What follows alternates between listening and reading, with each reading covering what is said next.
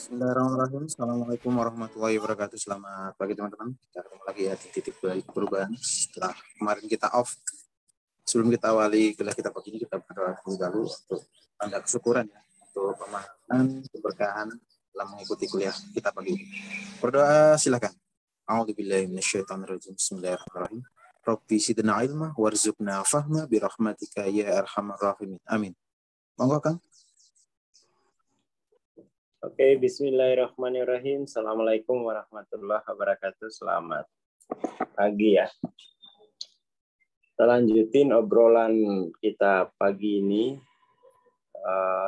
Ini kayaknya ada yang nitip transendensi ya. Oh iya teman-teman, untuk mulai tanggal 28 besok ya. 28 besok itu sudah dimulai kelas Stepping for Healing ya. Dan hari ini ada apa itu? MTLOC ya. Waktunya kita majuin ini. Kemudian oh ya, ini mungkin teman-teman yang masih bingung. Masih bingung soal apa bedanya kelas Stepping for Healing dengan kelas MTLOC gitu ya. Jadi kalau Stepping for Healing itu mungkin hanya kita sifatnya dia individual ya. Jadi kalau mau masalah individual terkait dengan katakan masalah fisik, emosi dan mental ya. Itu bisa menyasar inilah ya, menyasar masalah-masalah yang sifatnya fisik, mental dan emosi gitu ya. Kalau MTLOC lebih pada seluruh individu ini dia menjadi penggerak untuk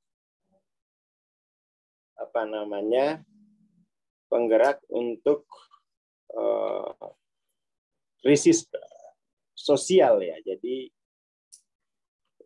kalau Stepping for Healing itu masalah yang masih sifatnya individual. Tapi kalau TLOC lebih kepada individu ini biar dia mampu berpartisipasi mengatasi ya, krisis sosial ya.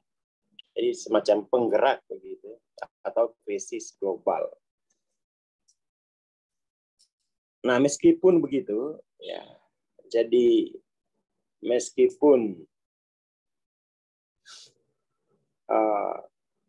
arahnya beda, tetapi sebenarnya semua krisis itu berakar dari satu, ya, yaitu krisis. Ini inti dari seluruh krisis yang dialami oleh manusia, yaitu krisis eksistensial, krisis persepsi diri, gitu ya. Itu krisis persepsi diri ini kemudian itu menjadi krisis macam-macam ini. Dari individu lalu ke sosial, gitu ya. Awalnya dari individu lalu ke sosial atau sebaliknya bisa itu krisis sosial lalu menjadi krisis individu. Nah ini memang kita nggak bisa diam saja gitu ya, kita nggak bisa diam saja bahwa krisis eksistensial atau krisis persepsi ini selesainya dengan mempercepat ya evolusi kesadaran diri. Nah, jadi ada percepatan evolusi kesadaran diri. Jadi membutuhkan sebuah lompatan kesadaran baru ya. Jadi lompatan kesadaran baru lompatan level kesadaran. Dari level kesadaran baru inilah kemudian individu itu menyembuhkan dirinya, menyembuhkan dirinya, menumbuhkan dirinya. Lalu kemudian kalau dirinya sudah sembuh, dirinya sudah tumbuh, itu baru nanti dampaknya sampai ke sosial dan global gitu ya. Sosial dan global.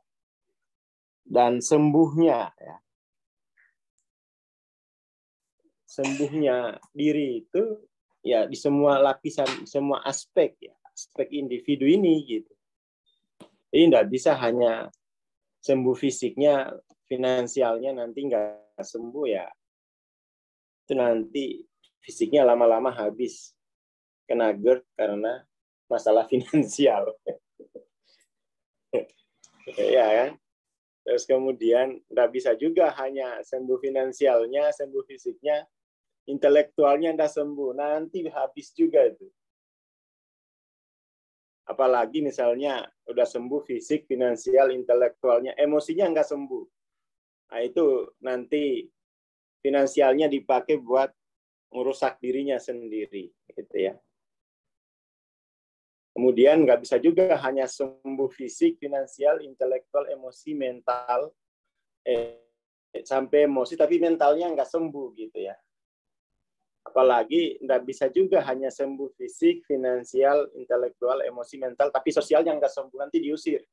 Nanti trauma, shame, gara-gara diusir oleh sosial gitu ya. Karena ribut malam-malam misal. Mentang-mentang banyak uang, pintar, sehat gitu ya. Terus mengganggu ketertiban umum, ya nanti diusir oleh warga. Dan ya jadi ini panjang proses penyembuhan itu, proses menumbuhkan itu panjang ya. Jadi krisis persepsi atau krisis eksistensi diri itu membutuhkan penyembuhan dalam waktu yang lama karena dia multidimensi ya.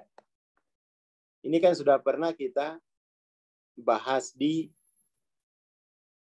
apa itu namanya becoming supernatural ya. Kita sudah pernah bahas itu bahwa nah ini perlu waktu lama untuk memulihkan krisis eksistensial ini. Tapi di akhir perjuangan itu kita akan mendapatkan imbalan berupa pandangan yang mendalam ya, tentang hakikat diri kita serta hubungannya dengan Tuhan, semesta dan dunia gitu ya. Nah, persoalannya itu kadang-kadang itu kita nunda-nunda. Udah tahu bahwa krisis eksistensial ini perlu waktu lama. Tapi kita tunda-tunda, akhirnya ya tidak pernah selesai. Ya perlu waktu lama untuk menyembuhkan, menumbuhkan gitu. Itu tahapan yang berbeda itu. Sembuh dulu, nanti tumbuh. Ya kan? Nanti tumbuh. Kan tidak bisa tumbuh kalau belum sembuh. Ya kan? Kan tidak bisa benih itu tumbuh kalau di atasnya itu belum dibersihkan semua kan. Nanam apa aja ya busuk. Benihnya nanti busuk. Jadi ini pekerjaan ya. Pekerjaan mengatasi krisis persepsi. Krisis eksistensial ini harus dimulai dari sekarang. Nggak bisa enggak. Karena ini panjang gitu ya. Saya ngalamin sendiri soalnya. Untuk sembuh itu butuh 9 tahun. Belum tumbuhnya. Sekarang ini baru tumbuh ini. Sekarang ini mulai tumbuh ya, buahnya kadang 1 biji. Alhamdulillah. Belum bisa panen raya. Tapi panen terus. Ya, nambah lagi. Kan gitu. Jadi, dan ini kesembuhannya. Kesembuhannya itu, proses sembuh itu kan dia proses dari dimensi 3 ke dimensi 5, dimensi 4 ke dimensi 6. Jadi sembuhnya itu melalui proses self-healing. Artinya orangnya itu mesti menyembuhkan dirinya sendiri pada setiap level ini, gitu ya. Dia harus sembuhkan dirinya, nggak bisa terapi ke orang siapa, mau terapi berapa lama untuk seluruh aspek individu ini. Ya kan? Jadi ini sembuhnya itu, ya dia bisa sembuh kalau paling tidak dia menguasai dimensi 6, gitu ya. Baru dia bisa nyembuhin sendiri. Kalau belum sampai, ya difasilitasi, dibantu. Dibantu dulu, ditransendensiin. Setelah sampai itu harusnya udah bisa mentransendensikan dirinya sendiri untuk tumbuh, untuk sembuh. Untuk sembuh.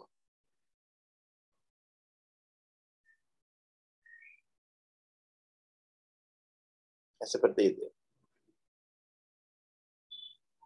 Jadi proses transendensi dibantu itu adalah langkah pertama, ya. Langkah pertama untuk mampu menyembuhkan dirinya sendiri. Nah, setelah dia mampu, lalu dia perbaiki aspek emosi, mental, sosial, fisik, finansial, intelektual. Jadi kita nggak bisa menghindari buku itu, nggak bisa. Aku nggak usah baca buku. Lo intelektualmu gimana? Nanti gara-gara intelektualmu, finansialmu nah jadi kacau loh. Gara-gara intelektualmu nggak ada, fisikmu bisa hancur loh. Gara-gara intelektualmu nggak ada, sosialmu bisa kacau. Jadi nggak boleh ada aspek diri ini yang terabaikan. Nggak boleh ada aspek diri yang terabaikan. Itu ya, jadi konsepnya itu begitu. Dan ini nggak bisa ditunda sebenarnya. Menunda berarti menambah penderitaan. Menunda berarti menambah derita gitu ya. Jadi mestinya itu nggak apa-apa. Lambat, yang penting progres. Soalnya kalau nggak mulai-mulai, nanti ketemu hukum tadi. Perjuangannya itu panjang. Ini itu bukan terapi gitu kan. Ini itu proses pemulihan diri. Menyembuhkan dan menumbuhkan dirinya. Kok lama benar Bang Aswar 9 tahun? Nggak lama. Wong hidup tanpa asa saya kuat kok 20 tahun. 9 tahun itu kan baru setengahnya itu. Jadi mestinya dari kecil harusnya disembuhin gitu.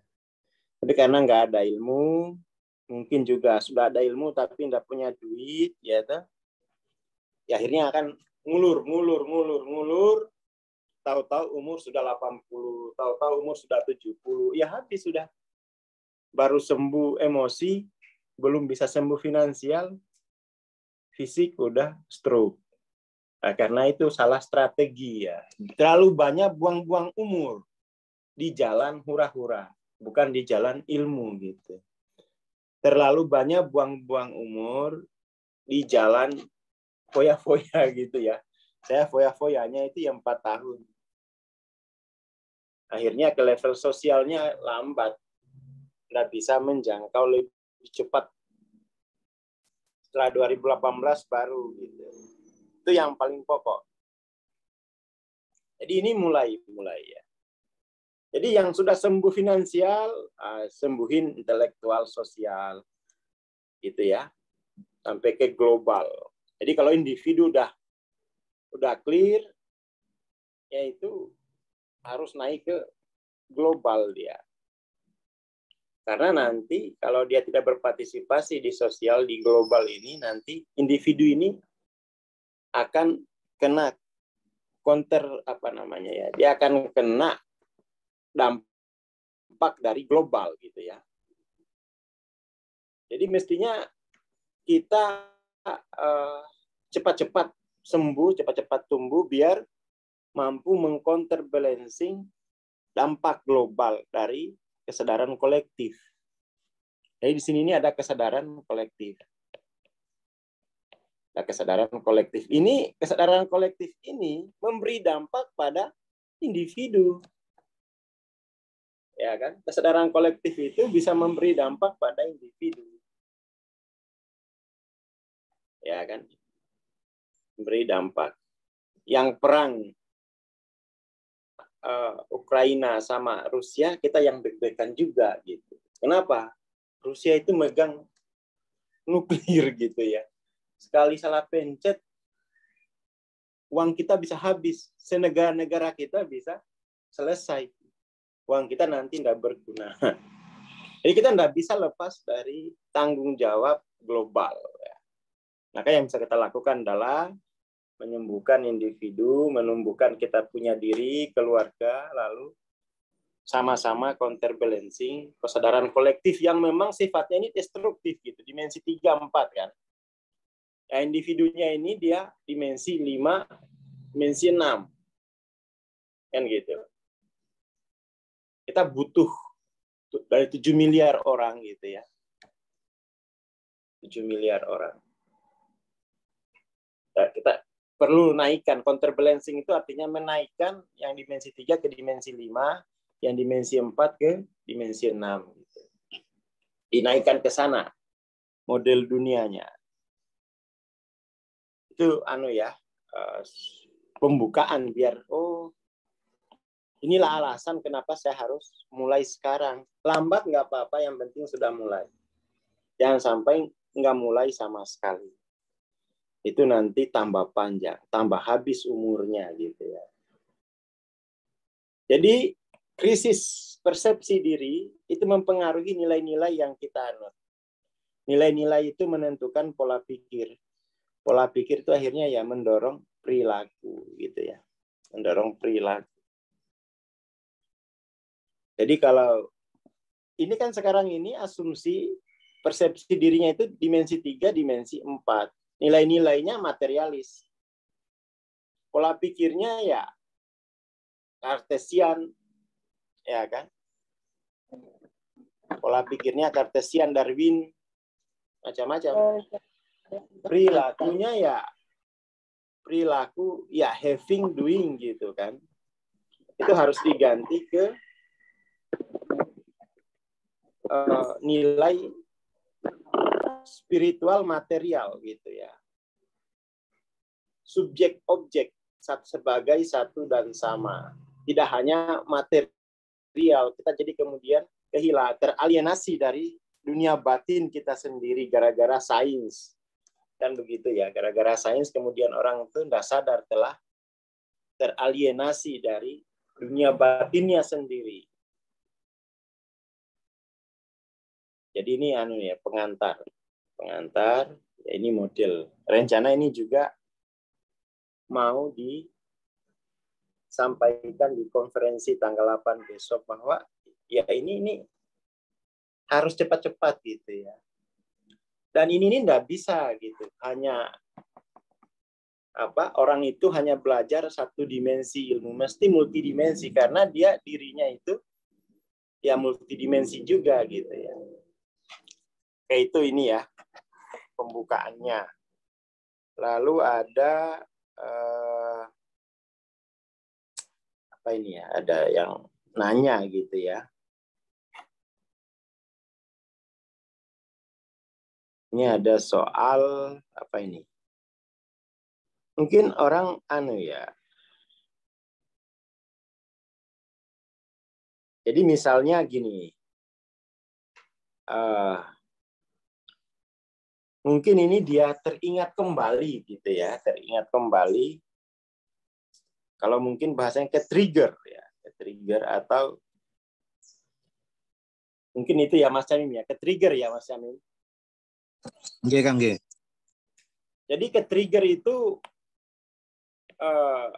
ini diperbaiki dulu prinsipnya gitu. Ke-trigger. Kenapa sih kita bilang ke-trigger gitu? Ya karena selama ini itu kita sembunyiin gitu. Karena selama ini kita tekan, kita press terus. Ya kan, kita press. Karena selama ini kita press, kita tekan. Kita press, lalu kemudian ada event tertentu yang memperlihatkan event yang belum tuntas. Lalu kita bilang ke trigger, bukan ke trigger sebenarnya. Jadi jualannya selama ini yang disembunyiin muncul lagi gitu ya. Jadi luka yang selama ini ditolak, luka selama ini disangkal tuh diperlihatkan kembali. Itu bukan ke trigger harusnya. Itu kita memahaminya sebagai dengan penuh penerimaan gitu, bahwa selama ini sikapku itu menolak pengalaman hidupku sendiri. Ya kan, seolah-olah dengan lari, dengan berlalunya waktu lalu dianggap event itu selesai. Ya enggak begitu. Berlalunya waktu itu kita pindah rumah, pindah tempat, pindah lingkungan, itu tidak berarti jiwa kita progresif. Ya kan? Jadi daripada kita bilang ke trigger, mendingan tuh kita ambil sikap bertanggung jawab. Bahwa dari sikap mengabaikan gitu ya, mengabaikan luka itu, lalu kemudian ke penerimaan. Terima dulu. Diterima dirinya gitu. Jadi apapun yo penderitaannya, yo sakitnya itu diterima. Yo sakit ya memang gitu kan. Jadi diterima dirinya seutuhnya, jangan ada diri yang diabaikan. Kita ini kan banyak belajar pengabaian gitu ya. Belajar pengabaian itu banyak.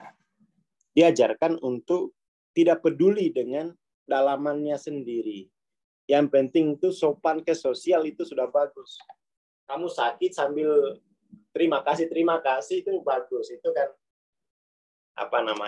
pemisahan ya. Pemisahan diri, dikotomis antara dunia batin dan dunia eksternal. Iya bagus sih.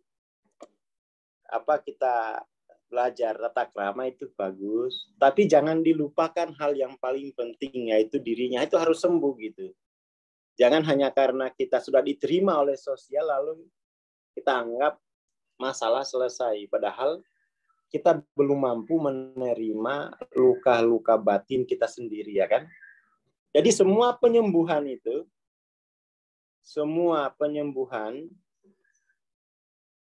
kemudian dimulai dari penerimaan diri. Dari penerimaan itulah kemudian kita mampu bergerak ke level pemaafan. Dari penerimaan itu nantilah kita bisa mampu melakukan pemaafan. Dari pemaafan ini kita lebih ringan, ya, lalu naik ke pemahaman. Dari pemahaman ini barulah kita bisa melakukan penyembuhan, kan gitu. Penyembuhan dan pemulihan.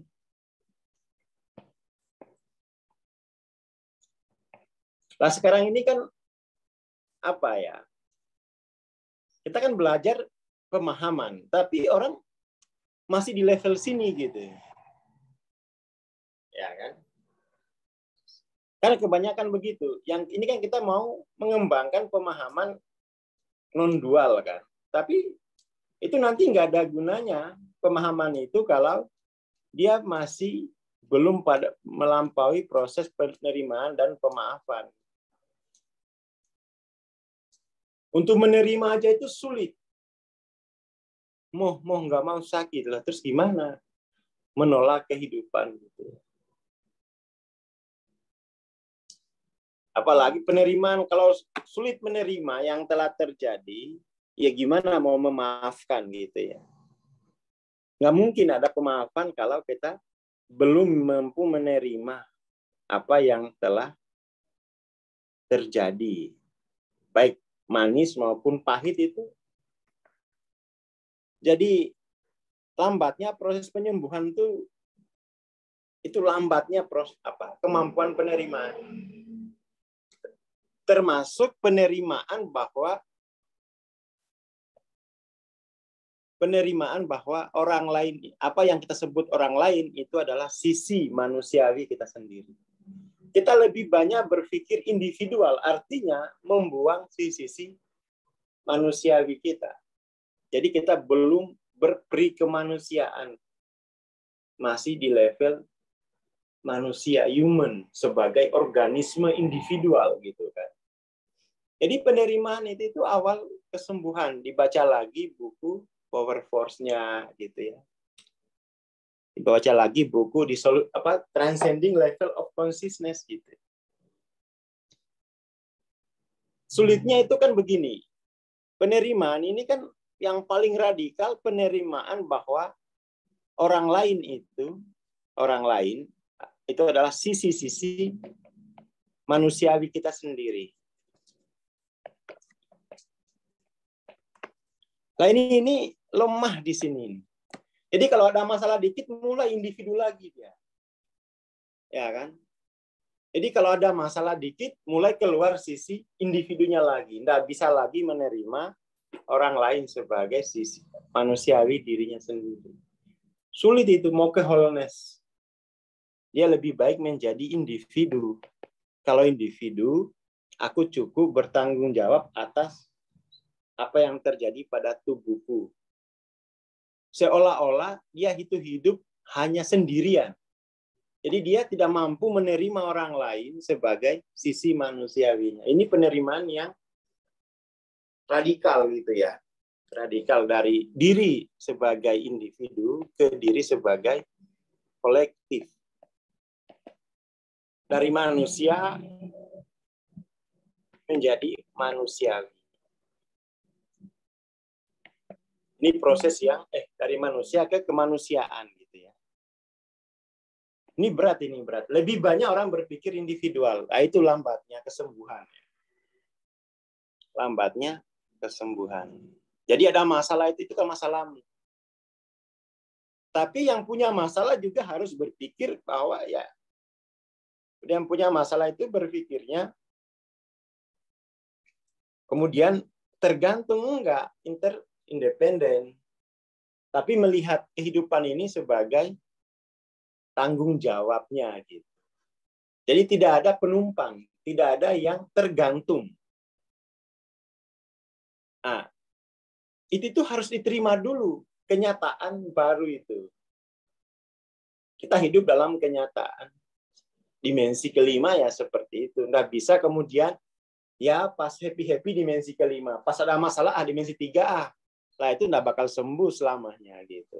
Dan itu nggak bisa kita nuntut orang lain untuk ya kamu dimensi 5 ya nggak bisa. Kita mesti hanya menjaga konteks kita sendiri gitu. Nggak bisa dituntutkan ke orang. Ya kan nggak bisa dituntutkan, pokoknya ya masing-masing dengan konteks subjektifnya. Menjadi saja gitu. Nggak usah menuntut orang lain. Nah kamu ya sudah gitu. Jadi kita nggak bisa menuntut konteks itu pada orang lain ya. Itu kita harus yang peragakan kita sendiri. Ya seperti itu. Itu yang sulit gitu ya. Yang sulit itu adalah menerima apa yang terjadi dalam kehidupan itu sebagai sisi manusiawi kita. Jadi kita ini memang bahkan sisi manusiawi kita tidak mampu diterima. Ya kenapa? Ya masyarakat materialis itu masyarakat robot. Yang penting produktif. Dalam pengertian itu yang penting itu produktif. Angka produksi itu naik. Nggak peduli kamu bahagia atau kamu nggak usah dihitung itu. Kamu karena perasaan bahagiamu itu nggak bikin kenyang. Ya. Yang bikin kenyang itu kalau makan. Lah itu kan manusia robot. Jadi pola pikir masyarakat itu memang terradiasi oleh cara berpikir material. Ya kan? Cara berpikir material. Di mana orientasi material itu adalah peningkatan produksi materi. Bukan peningkatan level kesadaran batinnya itu enggak ada itu. Dan itu kita semakin jauh dari sisi-sisi dari kemanusiaan kita. Jadi penderitaan itu karena penolakan pada sisi-sisi manusiawi kita. Penolakan. Jadi kita mengalami degradasi ya dari manusia menjadi robot. Menjadi robot. Setidaknya sikap mental kita begitu melihat kehidupan, sehingga robot itu kan apa ya? Ya dia bekerja berdasarkan algoritma dirinya sendiri, ya kan? Algoritma dirinya sendiri. Jadi yang sulit itu, yang sulit adalah menerima diri dalam makom kemanusiaan itu sulit. Kita masih mengeluh soal seseorang. Ini kita masih mengeluhkan orang lain. Gitu. Orang lain itu dianggap beban. Bayangin coba. Bukan dianggap dirinya sendiri. Apaan beban? Saya ngelihat di kampung itu ya, banyak saudaranya sendiri itu dianggap beban. Loh, itu kan dirimu, Mas. Tak gituin. Enggak, ini beban loh. Kamu udah sakit ini. Saudaramu aja loh, kamu sudah anggap beban. Apalagi yang bukan saudaramu. Jadi semakin sakit. Bahkan dirinya sendiri sudah dianggap beban. Nah, itu tambah sakit lagi. Tambah sakit lagi. Makanya cepat-cepat penyembuhan krisis persepsi diri. Kan aneh itu. Kalau melihat orang lain sebagai beban. Ya kan? Orang lain sebagai beban. Itu kan ditanamkan individual. Lama-lama itu akhirnya setelah sukses mengalienasi yang lain sebagai bukan dirinya, nanti juga akhirnya dia akan sukses mengalienasi dirinya sendiri sebagai bukan dirinya. Akhirnya gampang cerai, ngelantarin anak, kan bukan dirinya gitu kan. Itu udah dididik dari awal. Jadi ini untuk apa ya? Untuk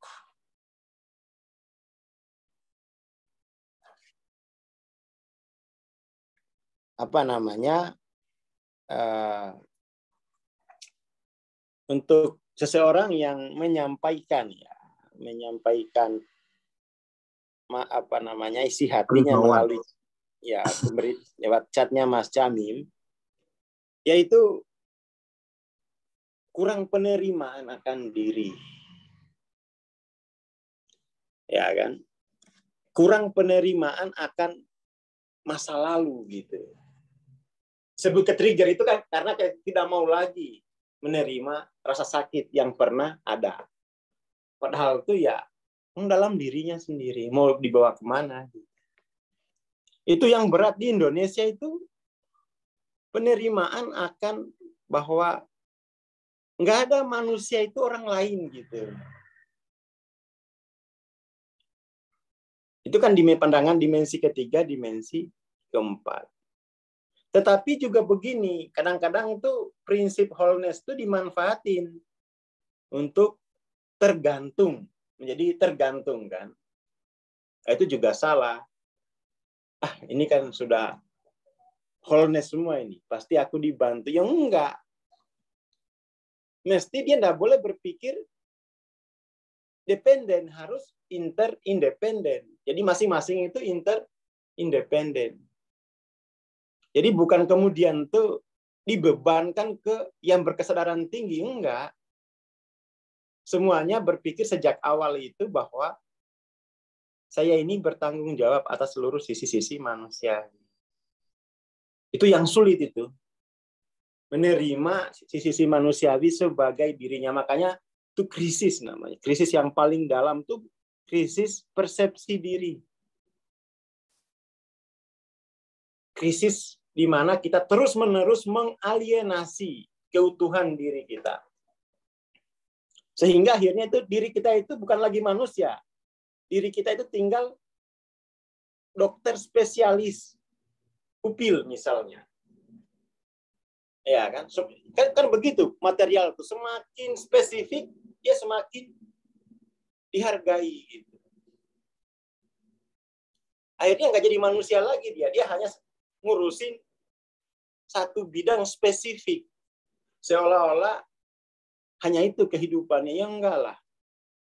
Akhirnya pekerjaannya lama-lama diambil robot.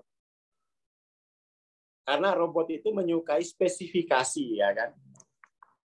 Namanya robot itu semakin spesifikasi dia.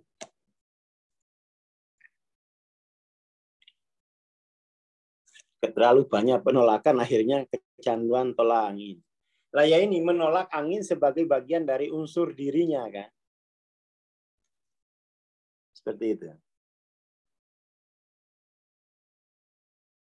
Itu poin penting. Jadi penerimaan itu, tapi itu memang proses penyembuhan ya. Proses penyembuhan. Jadi kalau menerima yang lain sebagai sisi manusia kita kan akhirnya kan produktif. Menata, produktif. Oh, nggak bisa begini. Jadi kita itu terlalu banyak abai. Abai itu namanya mengalienasi ya. Pengabaian, mengabaikan. Saya aja ngelihat-lihat itu, harusnya begini. Bertambah lagi kreativitasnya. Karena itu kan bagian diri kita pikirin gitu. Nggak bisa langsung saya abaikan, nggak bisa saya tolak. Saya pikirin setidak-tidaknya itu. Saya lihat-lihat, ini terlalu dependen ini. Terlalu tergantung, terlalu itu harus lihat gitu. Itu penting, itu penting. Jadi yang harus itu ya untuk temannya Mas Jamin, itu yang harus dikuatkan adalah penerimaan diri saja. Penerimaan diri. Kadang-kadang itu kita berpikir begini. Bergantinya hari itu seolah-olah masa lalu itu telah hilang. Ya nggak bisa hilang, itu kan diri kita sendiri gitu. Kita selalu diajarkan untuk cepat-cepat meninggalkan saat ini, cepat-cepat menutup masa lalu. Masa lalu biarlah berlalu. Jangan diikut-ikutin lagu itu. Masa lalu itu diri kita, ngapain diberlalukan? Justru diangkat ke permukaan, disembuhkan, diterima dulu ya, untuk disembuhkan. Lalu diterima, disembuhkan, lalu ditumbuhkan gitu ya. Makanya industri minuman keras itu laris.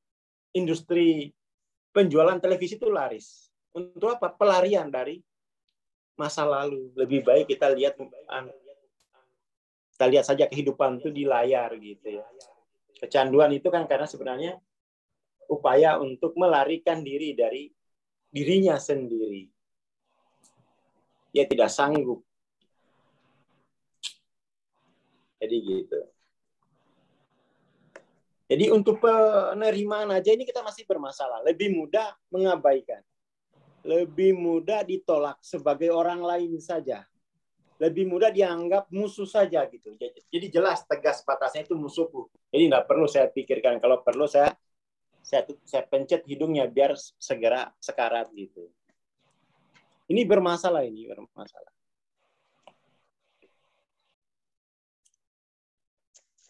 Ketiadaan kemampuan penerimaan itu bisa mengabaikan, bisa mengasihani diri. Kalau yang kuat dia mengabaikan, kalau yang tidak kuat dia akan mengasihani diri. Itu bagian dari ya penerimaan itu belum tumbuh gitu ya. Mengabaikan atau mengasihani diri.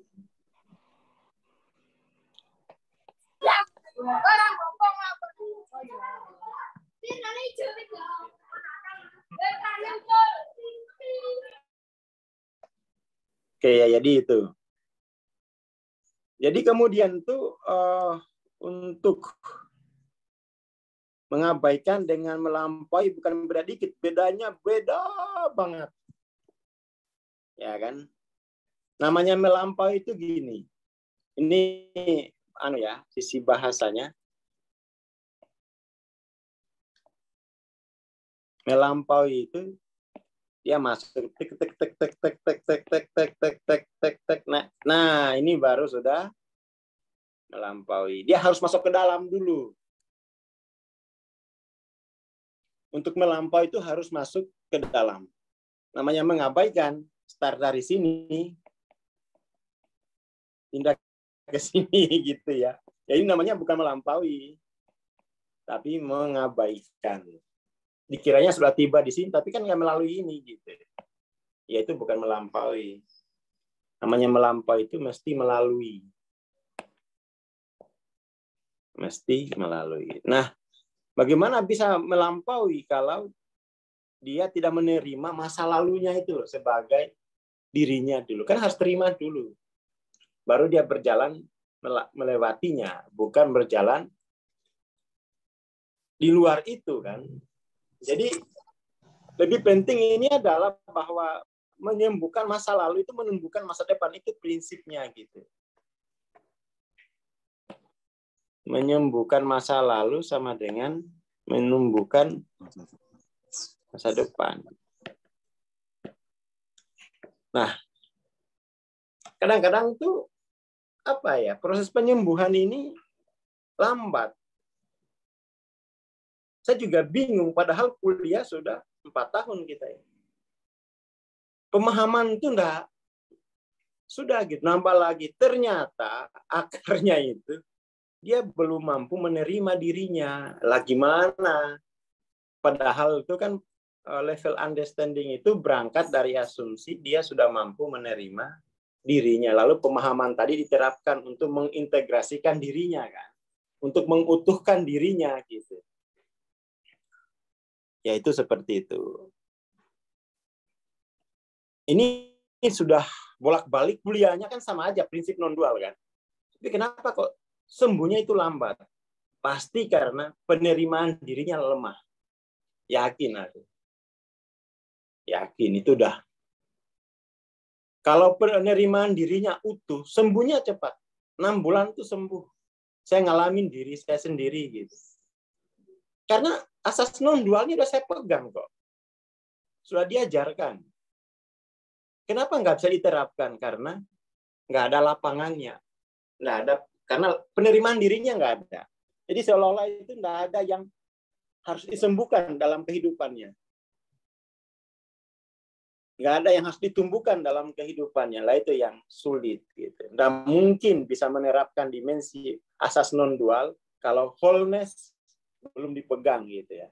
Kalau melihat dirinya masih terpisah-pisah, atau yang terpisah-pisah itu bukan diriku. Lah gimana mau menerapkan dimensi 6 kalau belum wholeness? Nggak bisa itu. Nggak bisa.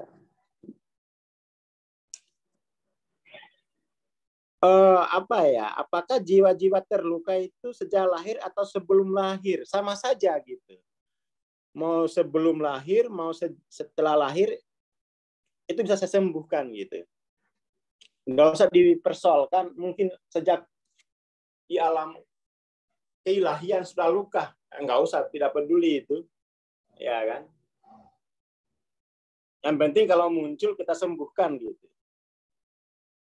Cara menyembuhkannya itu Mas dengan pertama itu penerimaan diri secara wholeness. Jadi menerima kehidupan itu, menerima seluruh manusia itu sebagai sisi-sisi dari dirinya sendiri. Itu prinsip pertama ya. Jadi disebut kesembuhan kan ketika dia wholeness, menerima sisi manusiawi sebagai dirinya gitu. Itu kan kesembuhan pertama itu di situ, dimensi kelima. Kan gitu. Sebelumnya kan begini. Sebelumnya itu bentar ya. Jadi ini bukan Mas apa ya? Ini bukan terapi bukan terapi doing gitu ya. Ini khawatirnya ini dikira terapi saya harus melakukan apa? Itu bukan level itu kita berbicara pagi ini. Ini kita ngomonginnya level being, ya kan? Being dari dimensi ketiga, bahwa aku adalah individu. Gesernya ke being dimensi 5, bahwa aku seluruhnya adalah diriku gitu kan, menuju wholeness, dari terpisah-pisah ke wholeness. Ini yang disebut dengan kesembuhan. Ini dengan penerimaan. Penerimaan itu sudah proses kesembuhan awal gitu. Lah di dalam wholeness ini kita melihat banyak luka, ya kan? Dalam wholeness ini kita lihat banyak penderitaan. Nah, disitulah kemudian kita bekerja dengan prinsip dimensi 6. Saya harus sembuhkan, saya harus tumbuhkan. Jadi yang luka itu ternyata ada 2 luka itu. Karena terpisah dan karena nggak tumbuh. Karena nggak tumbuh akhirnya dipisahin sama orang. Udah kamu jangan di sini lah, kamu nggak tumbuh. Akhirnya diusir ke Nasdem. Kan tahapannya gitu. Yang nggak sembuh itu ada 2 itu. Yang masih terpisah-pisah dan yang nggak tumbuh gitu. Yang sulit itu saya kira ya. Yang sulit itu lemahnya penerimaan, sisi-sisi manusiawinya. Tetap saja dia dimensi 6 itu diterapkan untuk dirinya sendiri. Itu nanti akhirnya kok kenapa ya kemarahan tidak pernah sembuh-sembuh. Kok nggak pernah hilang kemarahan? Mau hilang gimana? Itu kan kolektif. Kok kenapa ya putus asa ini nggak hilang-hilang loh? Itu berarti masih berpikir individu. Memang sudah mengajar kemana aja kok. Sampai bilang kok nggak hilang-hilang ini putus asa. Emang kamu sudah mengajar berapa ribu orang? Nggak ngajar kok pingin hilang. Masih berpikir individu. Ya nggak, sampai kiamat itu nggak akan pernah selesai. Karena dirimu akan selalu terdampak oleh kesadaran kolektif gitu. Jadi jangan berpikir individual. Kok aku nggak sembuh-sembuh ya? Emang kamu sudah mengajar di mana aja gitu? Sudah berapa sisi manusiawimu yang kamu bawa ke wholeness? Kan belum wholeness. Belum wholeness aja minta sembuh. Prinsip pertama sini kan belum nih berarti. Jadi mau kita sembuhnya itu dengan mengajar sebenarnya, bukan dengan terapi. Kalau nggak ngajar ya gimana? Kamu akan selalu terdampak oleh kesadaran kolektif. Menyembuhkannya itu dengan mengajar itu. Maka kemudian itu tidak ada bedanya antara menyembuhkan diri dan menyembuhkan orang lain. Itu sama saja. Nah, kita ini kan masih pingin sembuh secara pribadi. Masih pingin jadi bisul, menonjol sendiri gitu kan. Masih pingin jadi bisul. Nah, itu penyakit. Penyakit kelamaan, menderita, pingin kaya juga. Bisul akhirnya. Jadi itu penerimaan tuh penting ya, penting. Miracle-nya di mana? Miracle apa gitu? Miracle itu kalau aku udah wholeness itu udah miracle. Nanti persoalan miracle materialnya tunggu nanti kalau sudah tumbuh gitu. Ini kan tahap sembuh.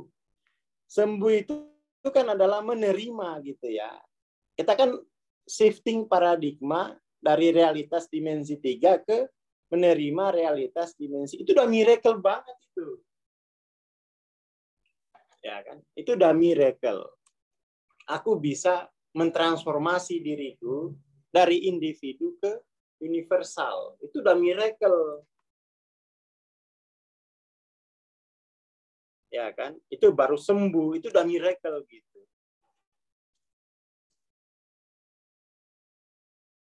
Nanti setelah utuh itu dia lalu akan mampu menumbuhkan, mampu menyembuhkan ya. Untuk utuh aja itu sulitnya. Untuk utuh itu aja sulitnya. Ya kan? Masih melihat individu. Itu persoalan terbesar bangsa kita yang mengalami sakit ya, kronis. Sakitnya itu level kronis. Dan itu enggak mau disembuhkan, masih mau bersaing gitu, individu dengan individu. Oh, dimensi 5 ini enggak main-main, Mas. Enggak main-main. Nggak main-main gitu. Dan itu bukan hanya teori gitu. Bukan hanya dia harus diperagakan. Caranya itu ngajar kalau mau cepat. tobatnya orang yang salah itu dengan ngajar. Ini loh, salah kalau kamu masih ini. Tapi di situ kemudian itu ngajar itu nanti dirasani, alah ngajar paling ya boleh mangan. Kan gitu. Dulu awalnya juga gitu saya. Ya wes tak cari kerja dulu. Harus naik lagi berarti. Nggak cukup hanya dimensi 5. Karena nanti ketika ngajar itu, alas, utang kemarin belum lunas, mau ngajar. Nggak mungkin diterima. Kenapa? Reputasi belum ada. Gitu saya digituin. Ngajar tahu ayo, alah, wes. Iki lo kasbon winginane urung lunas, mas mau ngajar. Mau dapat makan siang gratis ya? Oh iya, saya pergi aja udah. Artinya, diriku itu yang lain masih banyak traumatik dengan saya. Ya karena selama ini tergantung ternyata sama mereka. Ya kan? Untuk makan Indomie itu saya harus jalan kaki sekilo, nunggu sore-sore saya ke rumah teman saya. Pas makan Indomie, ada tamu datang. Nah, ya itu. Akhirnya, oh iya ya. Selama ini itu saya telah melukai diriku sendiri dengan terus-menerus bergantung ke mereka. Itu kan saya melukai. Bahkan saya merusak. Bahkan saya menghancurkan. Jadi dampak dari kesalahan itu sudah sampai merusak mungkin. Sudah bikin orang menderita, ya kan? Jatahnya 1 Indomie. Datang saya jadi tinggal 1/4. Saya ngambil 3/4 rakus. Ya sakit orang kan. Sakit teman-teman saya itu. Sakit. Akhirnya ya wes. Akhirnya saya nggak ngajar dulu. Nggak ngajar, dulu saya banyak merusak. Teman-teman saya kan Sabtu Minggu itu kan pulang dari kampungnya dia, Jogja. Mereka bawa makanan, itu saya yang makan tuh. Sekarang tiba-tiba kok dengan PD-nya, ayo belajar. Belum punya reputasi. Belum bawain mereka makanan yang saya makan dulu. Ngajar gimana? Di situ sulitnya tuh. Diri kita yang lain traumatik dengan kesalahan kita. Kesalahan kita itu bikin mereka menderita, itu harus dipulihin. Makanya harus ada denda, gitu ya. Harus ada hadiah, gitu-gitu. Jadi dimensi 5 itu sulit. Kita harus memberi hadiah itu. Kalau dulu menerima. Ya kan? Jadi belum memberi udah ngajar. Wah, ditinggal lah. Pasti ini habis ngajar nih. Yang pertama sekalian silaturahmi, yang kedua mau mengajar dimensi kelima, yang ketiga mau minjam. Lah itu yang bikin orang itu pintu. Tapi kalau datang tuh kita udah bawa mobil ya kan, bawa beras dari jauh, udah sembuh. Tapi kalau yang pertama datang untuk silaturahmi, yang kedua mau ngajar dimensi 5, yang ketiga mau minjam, nggak usah. Nah itu yang bikin traumatik gitu. Dependennya itu udah sembuh. Traktir dulu lah baru ngajar Mas ya, untuk Mas Imam. Banyak itu dulu saya terapkan tuh. Jual mobil saya itu untuk traktir teman-teman saya. Soalnya apa? Lah dulu rotinya mereka itu saya ambil. Rotinya mereka saya ambil. Sekarang tuh ayo ke Starbucks ya ketemu. Yang bayar saya udah makan sepuas-puasnya. Harus dilalui itu tahapan itu. Gitu. Jadi diajak belajarnya ke tempat yang mereka sukai. Kita pokoknya datang aja gitu. Kalau perlu saya kirimin Grab. Nanti bayar sendiri ya. Jangan, bayarin sekalian. Bapak oleh-oleh dulu. Ya jangan masih kopdar, ya habis itu. Karena ya itu. Kita kan harus menyembuhkan kemiskinan kita gitu kan. Karena kemiskinan kita ini sudah membuat dunia ini menderita. Sudah membuat sistem APBN kita itu hancur. Mau sampai subsidi lagi, utang lagi, itu kan lama-lama hancur negara ini. APBN kita kan udah rusak nih. Udah lebih banyak defisit terus kan. Defisit terus.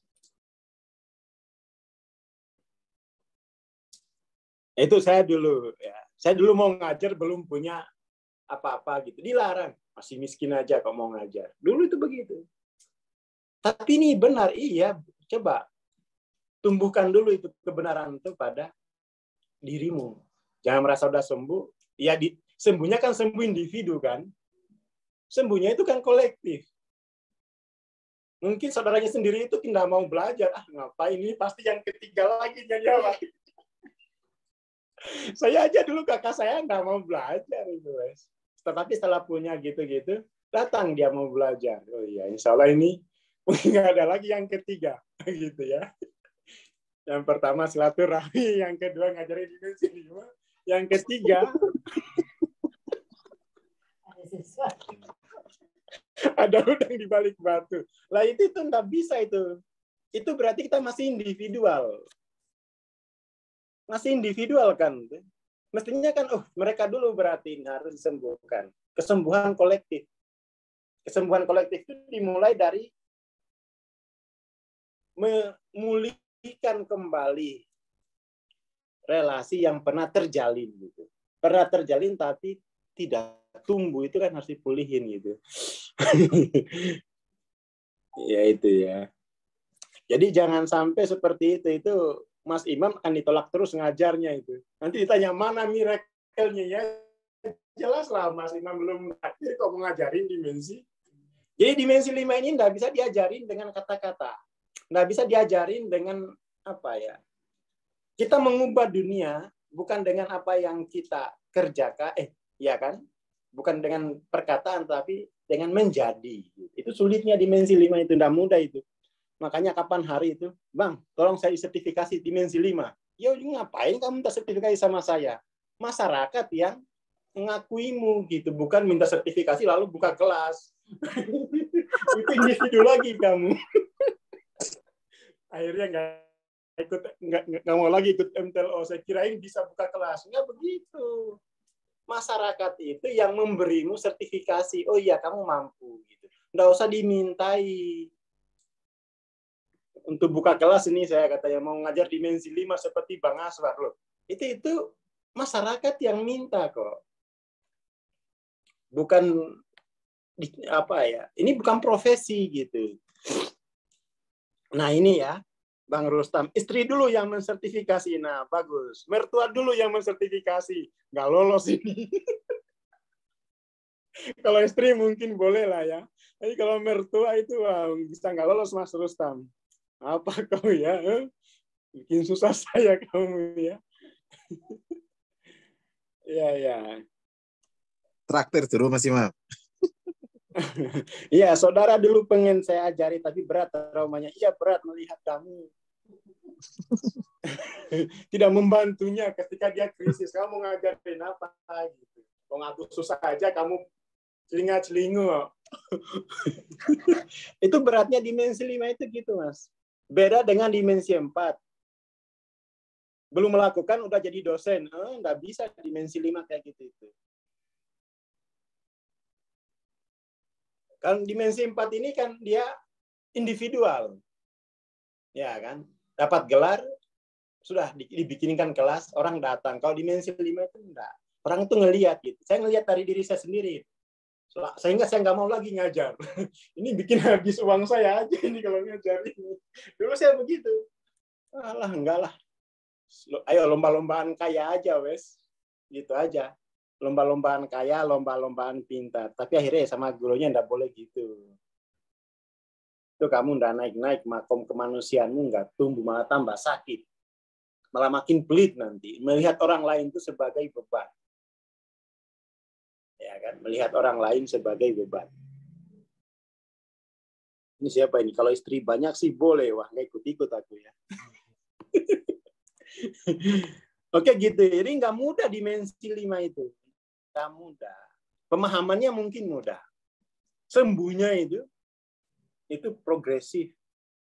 Jadi kesembuhan dimensi 5 itu kesembuhan bukan kesembuhan individu, dia sifatnya kultural gitu. Jadi kesembuhan dimensi 5 itu kesembuhan ke sini gitu. Ukuran sembuhnya itu di sini.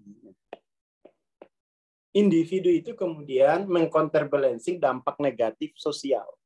Sedangkan kolektif itu baru sembuh. Ya kan? Makanya dia harus finansialnya lumayan oke, intelektualnya oke, mentalnya oke, fisiknya sehat, nggak sakit-sakitan pas kelas. sakit. Akhirnya tutup kelasnya. Ya kan, emosinya juga harus oke, biar ada kelas itu nggak mukulin murid.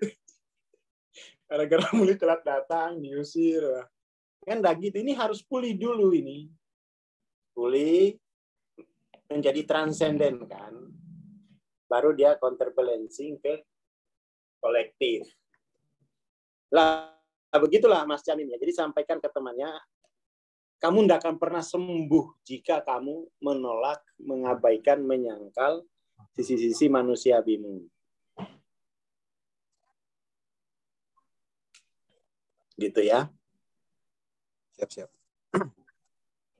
Ini bagus nih. Istri saya belajar kesadaran mulai aktif Zoom. Besoknya muntah-muntah. Ya bagus. Ya kan, muntah-muntah gitu ya. Karena ini memang berat kesadaran itu. Karena kita ini akan mengintegrasikan, menerima penderitaan manusia itu sebagai penderitaan saya sendiri. Jadi itu ini dia pola pikirnya itu tidak bisa menuduh orang lain. Kalau sembuh itu kan tidak, tuh kan, belum sembuh dia. Lah kamunya yang belum sembuh berarti. Yang bertanggung jawab itu kan subjektif itu gitu. Nggak boleh melewati batas subjektif orang lain. Nggak boleh ngerasa nih. Tuh kan belum sembuh dia. Lo kan harusnya kan yang nyembuhin kamu. Itu kan sisi manusiawimu kok jadi ngerasa nih gitu.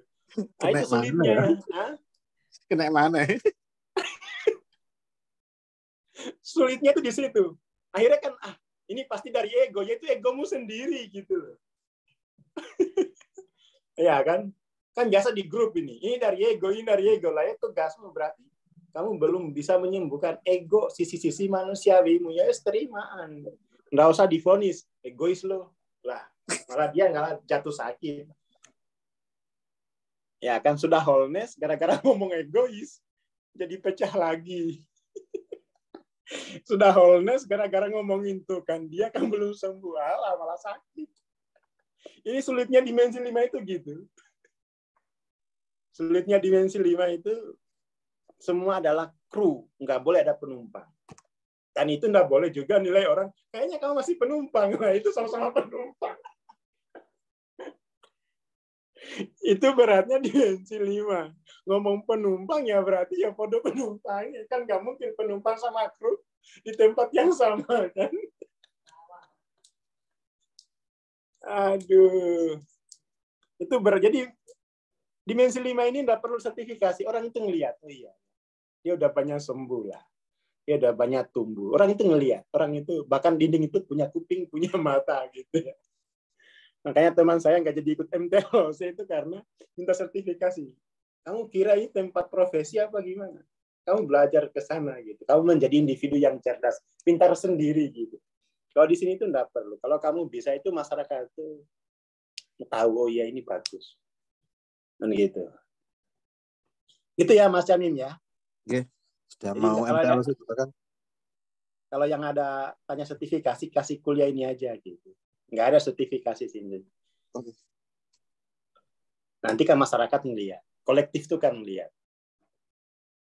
Oke ya, terima kasih. Assalamualaikum warahmatullahi wabarakatuh. Ini udah memulai MTLC-nya. Waalaikumsalam warahmatullahi wabarakatuh. Terima kasih Bang Aswar. Terima kasih teman-teman. Bagi teman-teman alumni bisa riset MTLC ya. Jam 9 kita akan mulai kelasnya. Terima kasih. Kita bertemu besok pagi insya Allah. Assalamualaikum warahmatullahi wabarakatuh. Selamat pagi.